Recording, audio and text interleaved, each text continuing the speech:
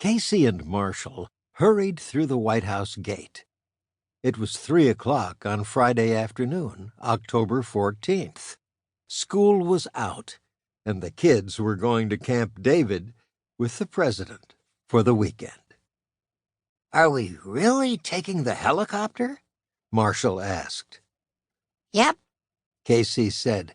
"My stepdad said it will only take half an hour to get there." Both kids had packed the night before. Their duffel bags were already in the president's helicopter. Casey and Marshall ran across the White House lawn. 2 Marines stood at attention next to the helicopter.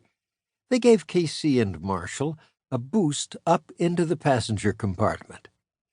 President Thornton was sitting next to his pilot. "Hi there," the president greeted Casey and Marshall. "How was school?" "We had science, and it was great," Marshall said. "We learned why leaves turn different colors in the autumn. And this March, we're going to go to a place where they make maple syrup," Casey added. "There are plenty of maple trees at Camp David," the president said. "Maybe we can try making syrup this spring." "Cool," Marshall said. "Okay, buckle up, you guys," the president said. He clicked his seatbelt shut.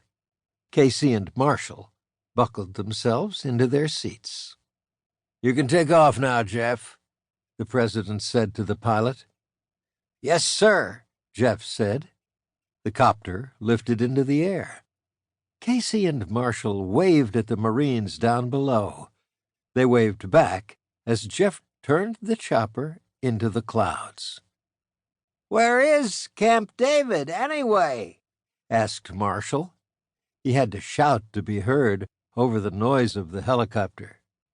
"In Thurmont, Maryland," Casey yelled back.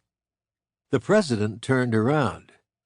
"Camp David is in the Catoctin Mountains," he explained. "If we're lucky, we'll see some wildlife. There are plenty of deer, bobcats, and a few bears." "I wish Mom could have come," Casey said. Her mother, the First Lady, had gone to Florida to visit Casey's aunt.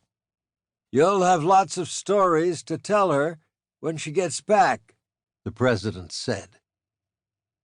About 30 minutes later, the helicopter hovered over a thick, dark forest. Fog covered the trees, making it hard to see the ground. "Gee, how can we land with all this fog?" Marshall asked Casey. He had his nose mashed against his window. Casey didn't answer. She was watching the fog swirl over the tops of the trees. She thought it looked like flying ghosts. "There's the camp," the president said, pointing. Casey's breath was fogging the window. She wiped it clean. She could just make out a few buildings through the fog and the blue water of a swimming pool. A tall fence wound among the trees. "Taking her down, sir?" Jeff said to the president.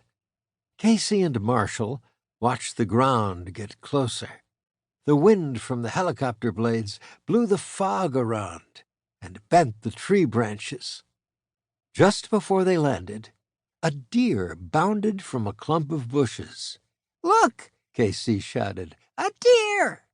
"Where?" Marshall asked. He leaned across Casey to look out her window. "All I see is fog." Then Casey spotted something else, or thought she did. Something the color of fog was scurrying between the trees. She couldn't tell if it was a human or a wild animal. She wiped her breath from the window and looked again. The thing had disappeared.